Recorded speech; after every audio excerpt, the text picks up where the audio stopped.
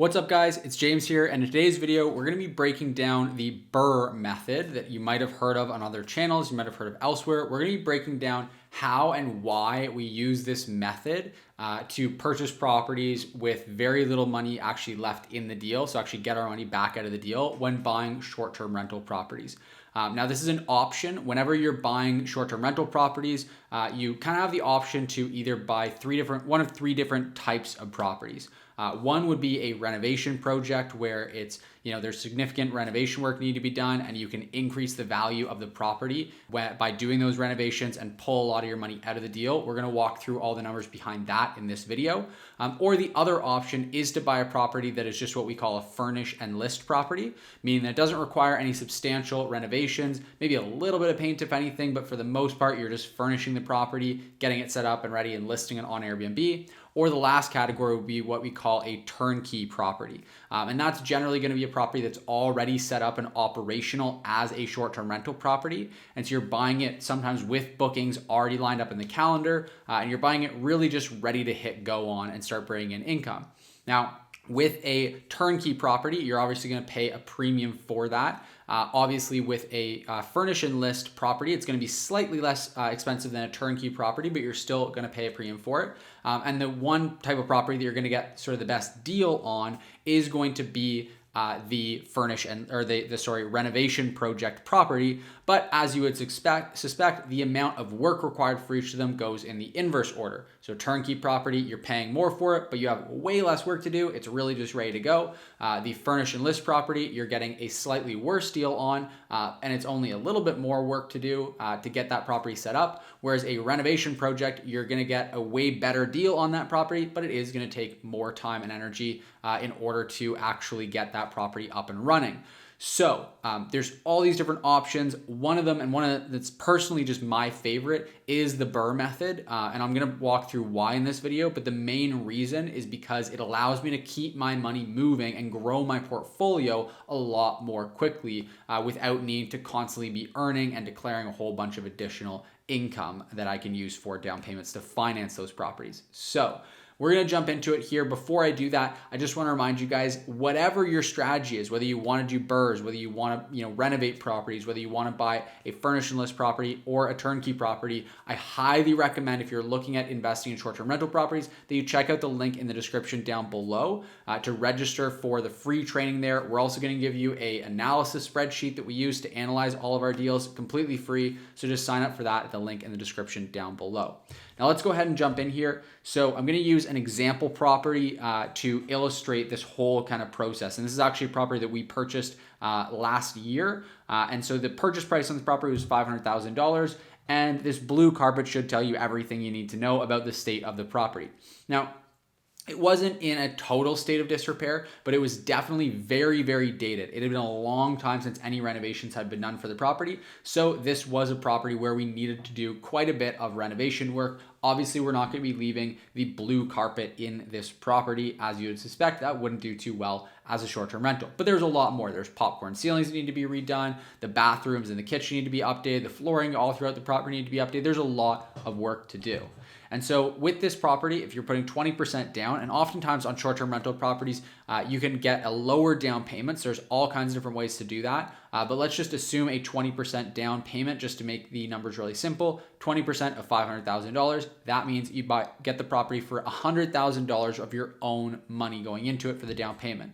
The loan to value in this case is important because this is where we're going to bring this up later on. But the loan to value just means the ratio of the loan amount on the property, the mortgage, to the actual value of the property. So it means that you are basically borrowing 80% of the property's value, meaning that with the 20% down payment, you're obviously 80-20 loan to value. So you're borrowing 80% against the property. And so basically you are looking at a mortgage amount of $400,000. So that's obviously the difference between your $100,000 down payment and the $500,000 purchase price.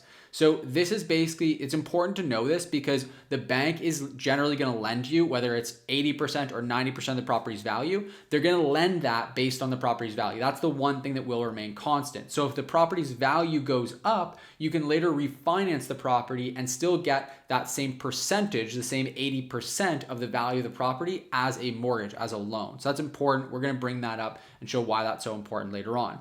So in this case, again, just to recap these numbers, we bought the property for $500,000. We put $100,000 of our own money into it as a down payment. The loan was then 80% of the property's value, which is $400,000. Now, the closing costs are going to be about another $5,000, and that's just going to be for legal fees, things like that, to actually purchase the property. Our renovation budget for this property that we ended up spending was $60,000. That's what we spent renovating the property.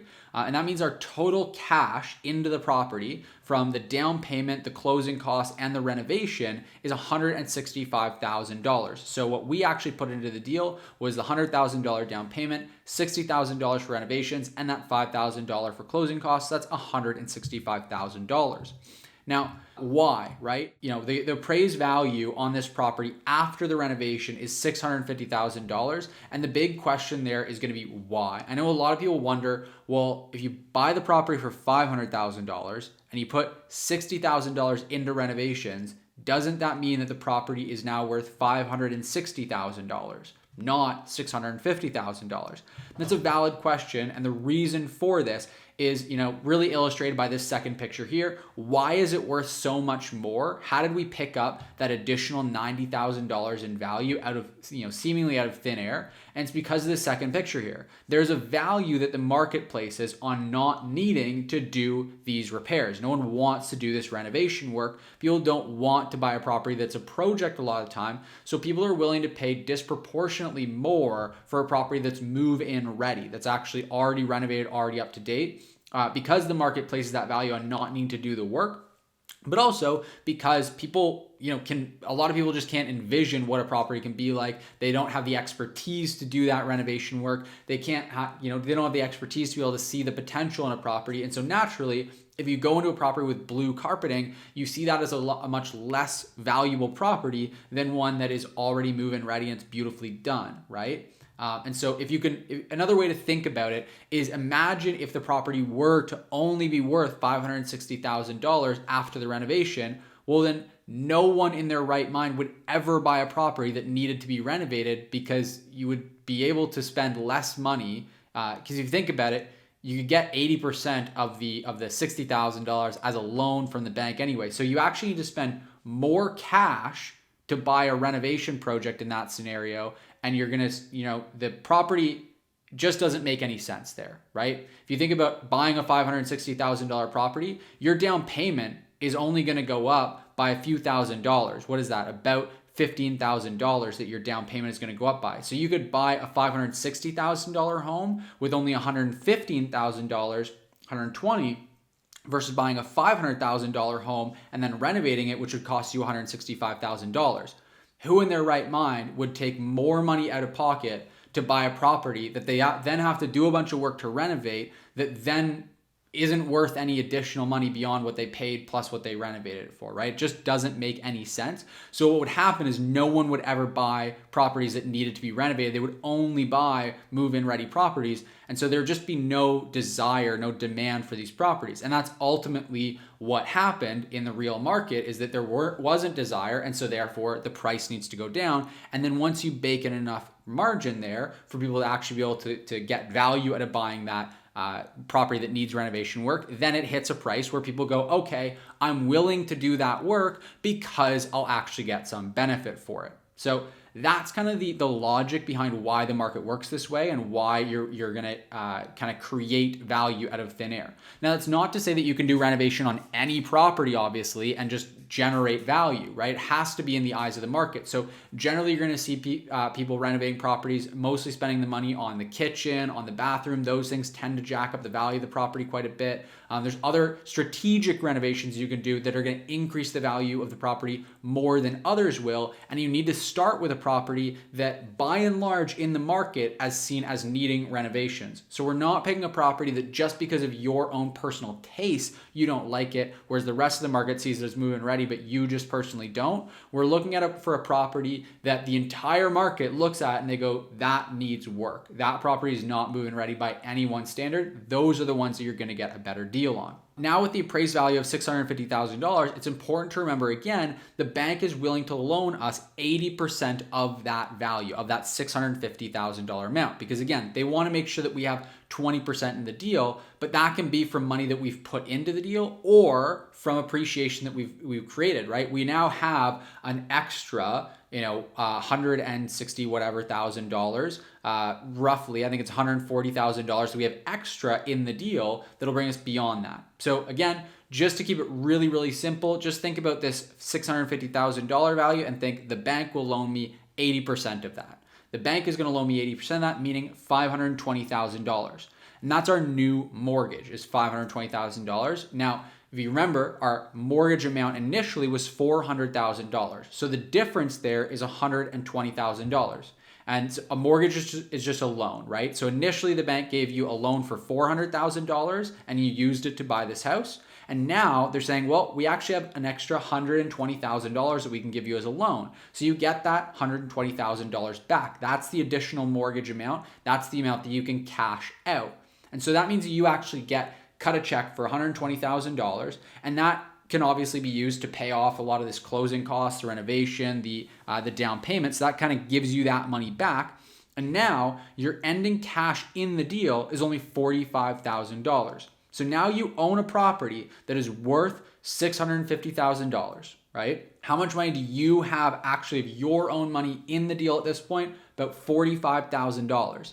And how much of the property do you own? Well, you own 20% of the property. You owe $520,000 to the bank. So you're going to have a mortgage that you make monthly payments on. And that mortgage value is $520,000 because the bank owns 80% of your property.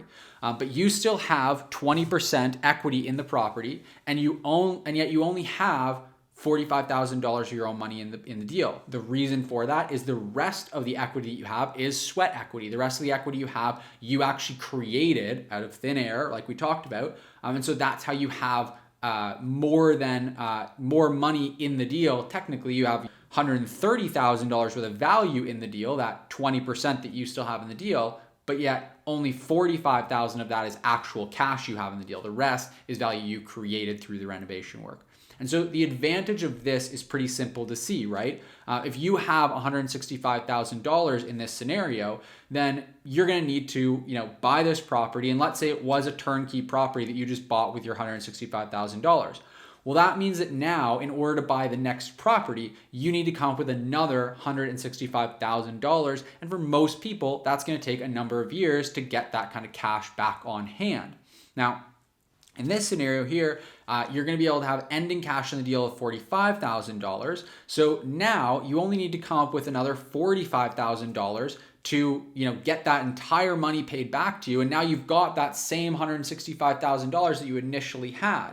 And so that means that if you refinance this property after, let's say, a year, 2 years, and in most cases, you're actually going to be making a lot of that money back in cash flow from the property as well. It means it's now very easy to add another property every year, even multiple properties in a year, because you don't have to come up with another $165,000 in order to come up with another down payment. You really just need to come up with another $45,000, save another $45,000 in order to come up with that same $165,000 that you had before, which should be enough to buy another similar property, renovate it, pay for the closing costs, and then you can just rinse and repeat over and over again.